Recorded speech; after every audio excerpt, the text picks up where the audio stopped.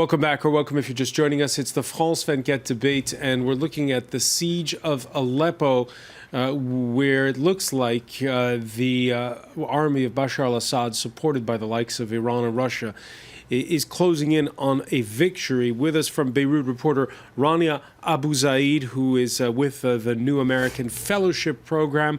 From Washington, D.C., Michael Pregent of the Hudson Institute. We also want to welcome back Julien Théron, who teaches at the Saint-Germain campus of the French Political Science Institute, Sciences Po, and Anton Kozlov, who's with the American Graduate School here in Paris.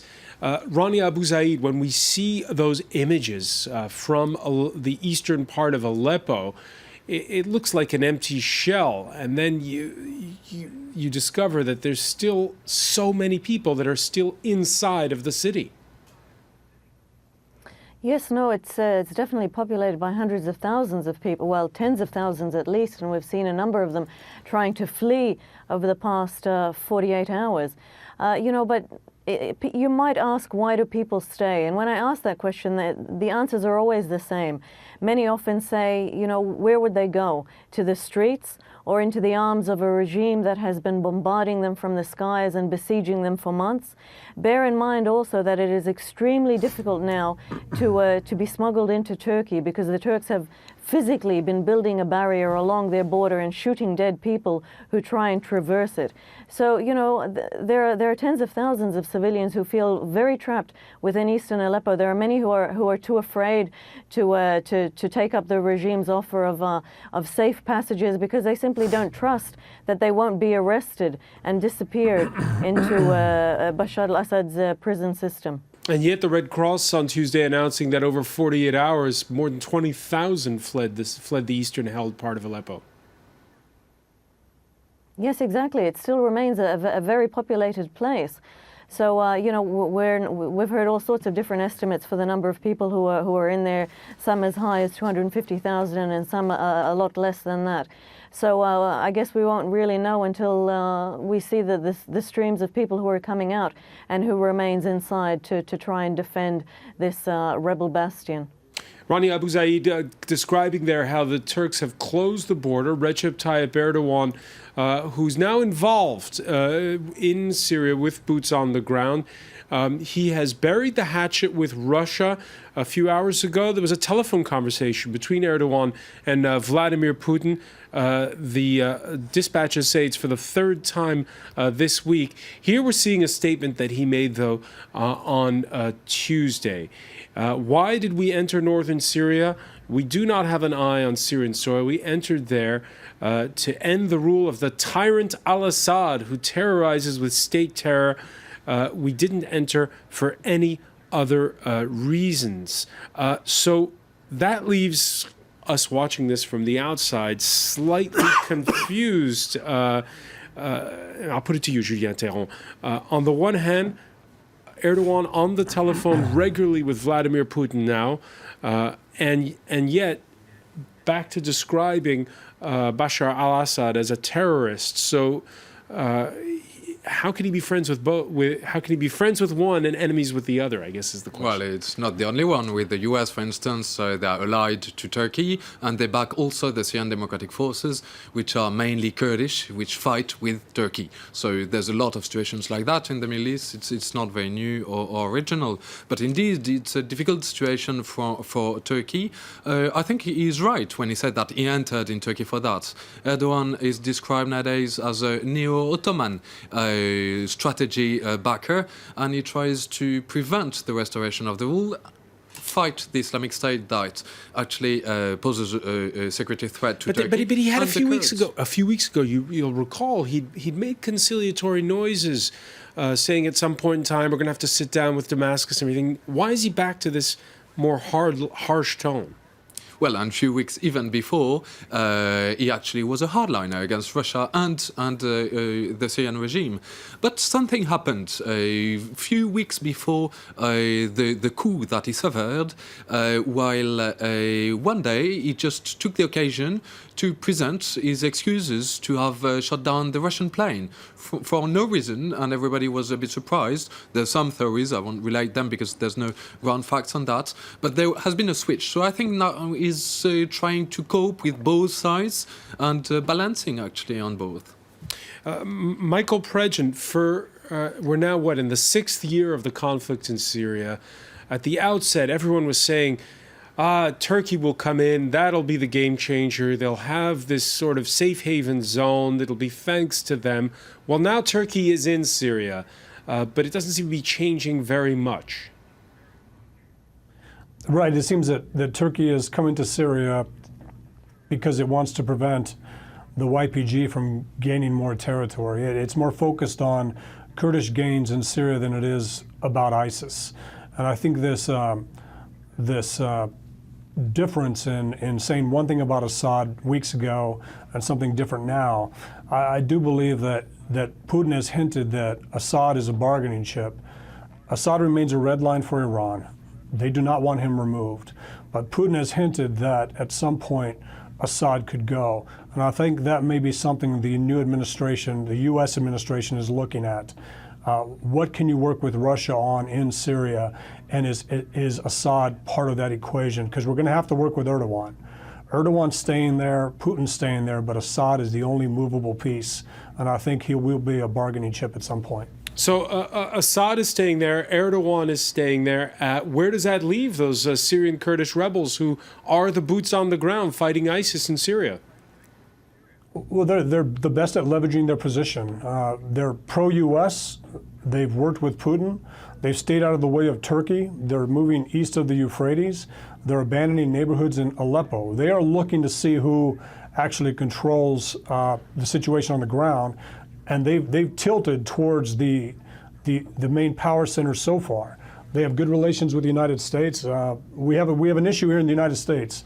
We love the Kurds. We just don't know there's 7 different groups of Kurds. We want to arm the Peshmerga. We just don't know that some Peshmerga are bad. So the YPG continues to leverage its position with the U.S. and also look to Russia to see how it can actually maintain some sort of territory. And if you look at Al-Bab, which is the gateway to Raqqa and Deir ez-Zor, that's a key tilting point right there, because Turkey doesn't want the YPG to control it. If Turkey controls it, then they kind of commit themselves to the fight. So there's a lot of things going on that we'll see shape out over the next 50 days. Anton Kozlov, your thoughts on this stepped up Turkish involvement now in Syria?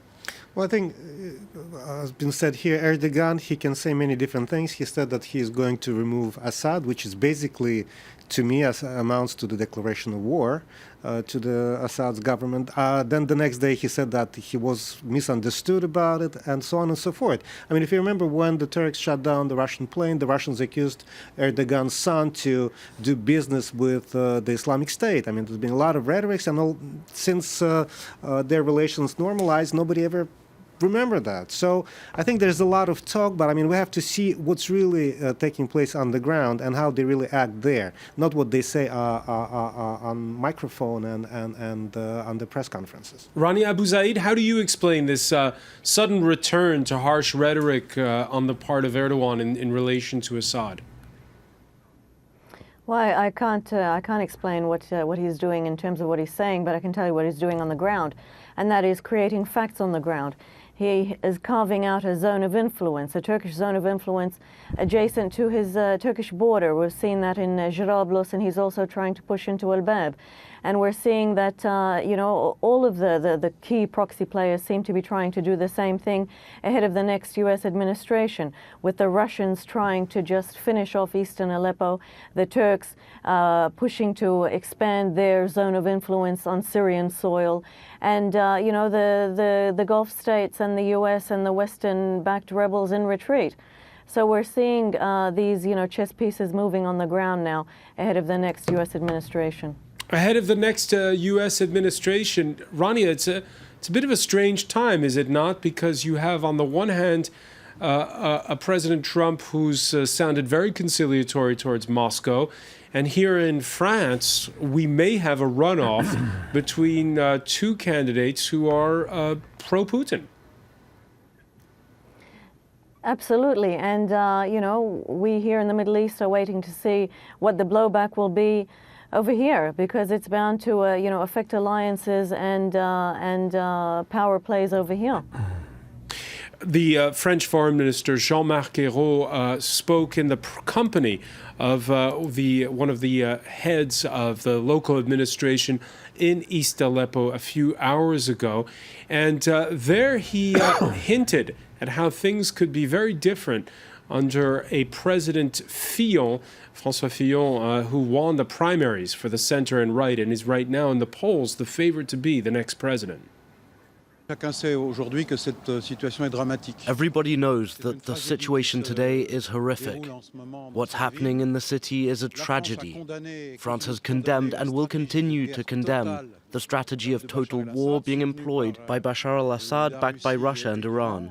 We are not Bashar al-Assad's accomplices. We are not Bashar al-Assad's accomplices. Anton Kozlov, your thoughts on the French position? The French still very outspoken. Well, I think it's a good thing that they're outspoken. I mean, and they do finance some humanitarian organizations on the ground. Well, I think it's basically the problem. It's not necessarily French. It's a generalized European problem that Europe is not ready to really commit themselves to resolve this issue and to stop the civil war. I think that's the bottom line of this. Michael Pregent, does it worry you when you see the possible outcome of the French election? Well, I hope that they will receive good intelligence and they will adjust what they say on microphone. Like your previous guest said, there's things they say in press conferences and what they say in sound bites. I hope they're receiving solid intelligence, and that intelligence will show that Assad, Iran, and Russia are indiscriminately targeting the Sunni population of Syria, and they are only making it more likely for ISIS, Jabhat al-Nusra, and other groups to remain in control of territory because they become the last option if the rebels are completely destroyed. Julien Théron? Yes, and we spoke already about the incentive of radicalism we're getting to the situation. I would like to say that we're getting to refugees because it's important matter for Europe, terrorism and refugees.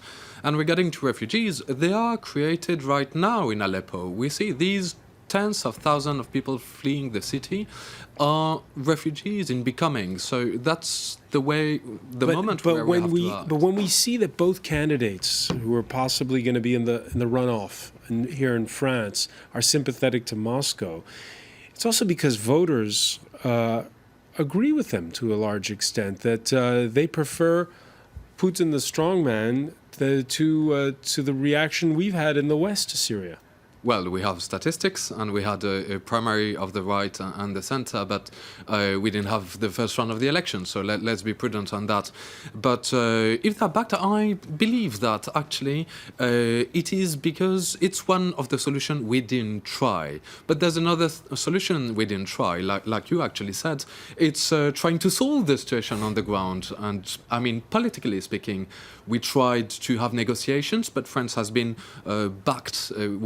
taken back on Russia's demand for a while.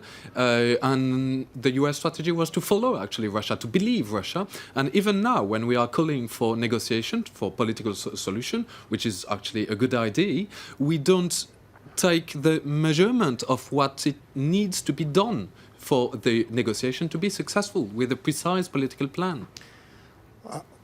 We have to also keep in mind that the United States didn't really have any coherent strategy in the Middle East for the past at least 5 years, if not longer. So I think there is a real problem with formulating what is it that the United States, or what do we want there exactly? I mean, we don't want Assad. What do we want? What's going to happen if Assad is gone?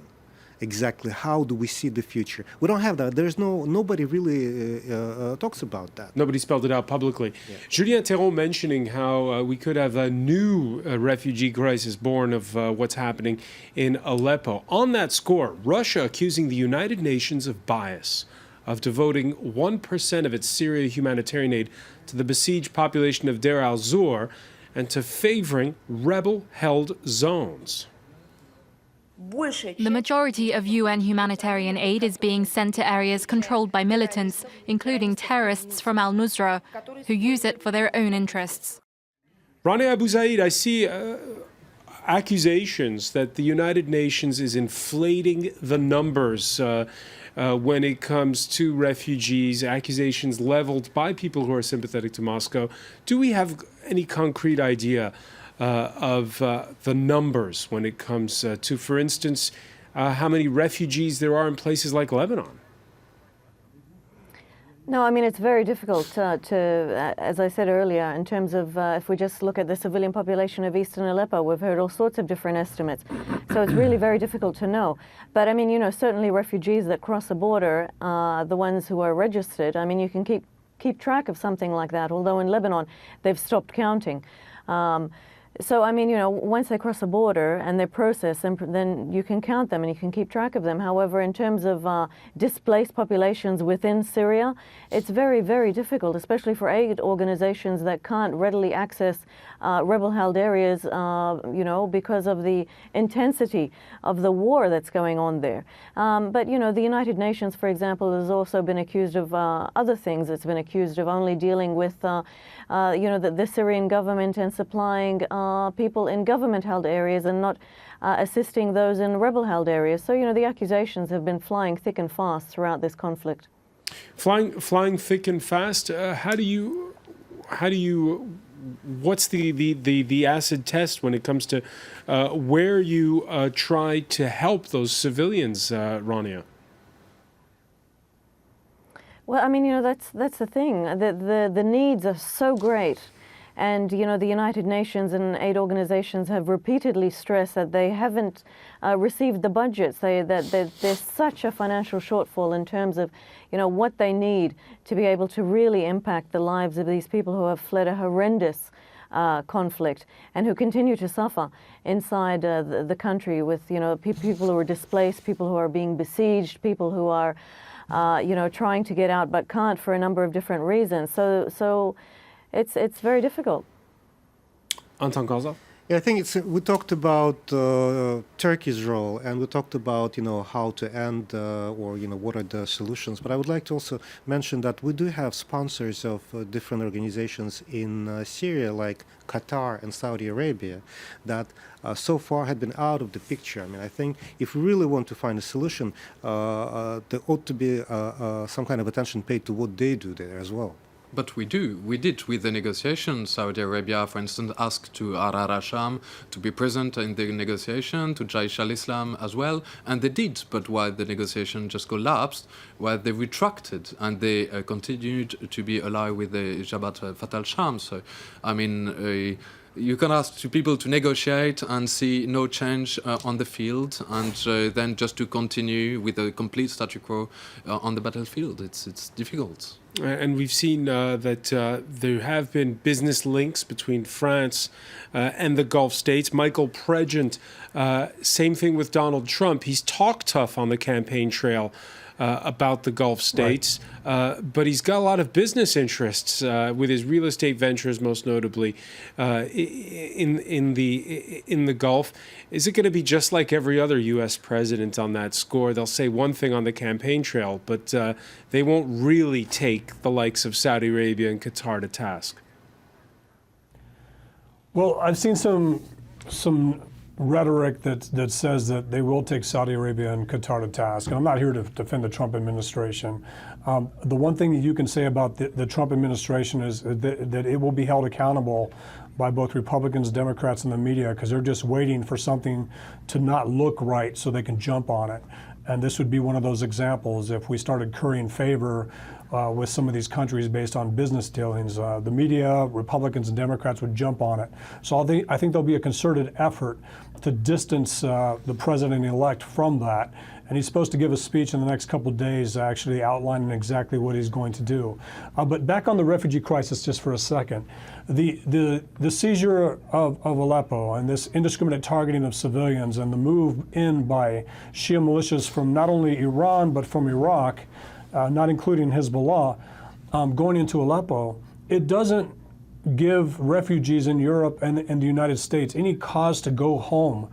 There's no signal to them that stability is in the near future and you can come back.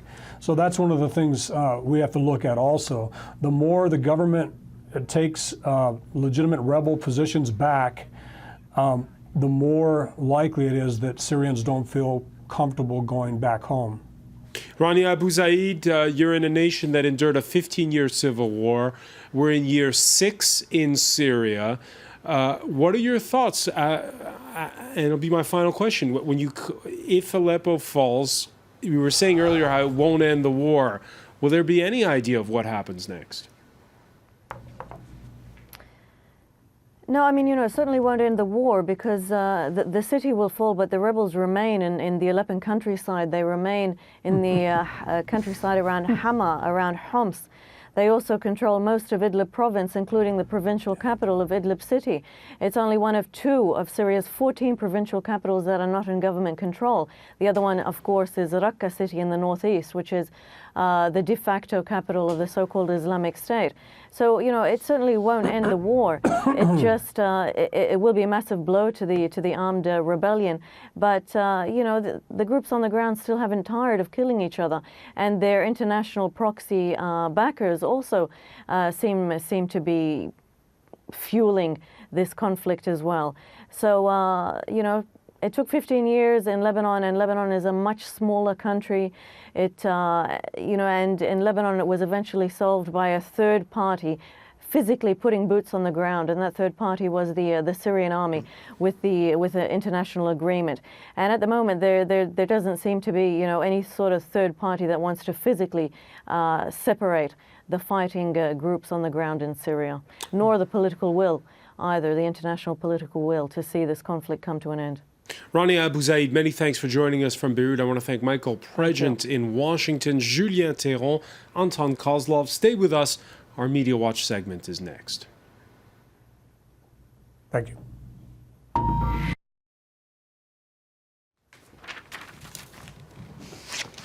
And we say hello to Diptyque Laurent. Hi, François. People reacting to what's going on in Aleppo.